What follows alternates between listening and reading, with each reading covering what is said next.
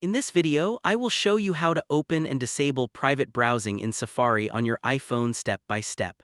Private browsing is useful when you do not want Safari to save your history, cookies, or search activity, but sometimes you may want to turn it off and go back to normal browsing. I will show you both.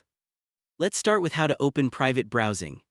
First, open the Safari app on your iPhone. Once you are inside Safari, tap on the Tabs button at the bottom right corner of your screen. This will show all your open tabs. Now look at the bottom of the screen where you see the Tabs group option. It might say something like Start Page or show a number of tabs. Tap on that.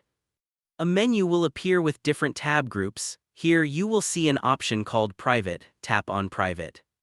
Now tap on the plus icon to open a new tab. You are now in private browsing mode. You will notice the interface looks darker or slightly different, which indicates that private browsing is active. In private browsing, Safari will not save your browsing history, search history, or autofill information. Now let's see how to disable private browsing and go back to normal mode. Again, tap on the Tabs button at the bottom right corner, then tap on the tab group name at the bottom. From the list, select your regular tab group, usually called Start Page or just showing the number of tabs. Tap on it. Now you are back in normal browsing mode. Any tabs you open here will be saved in your history as usual. If you are finding this helpful, make sure to subscribe to the channel DelphStack for more simple and practical iPhone tutorials. Now let me show you what to do if you do not see the private option at all. Open the Settings app on your iPhone. Scroll down and tap on Screen Time, then tap on Content and Privacy Restrictions.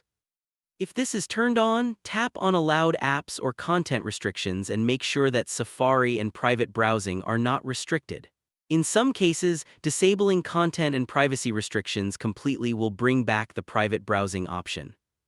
Once you turn it off, go back to Safari and check again. You should now be able to see and use private browsing. Now you know how to enable private browsing, switch between private and normal tabs, and fix the issue if the option is missing. If this video helped you, do not forget to subscribe to the channel DelphStack and stay tuned for more easy step-by-step guides.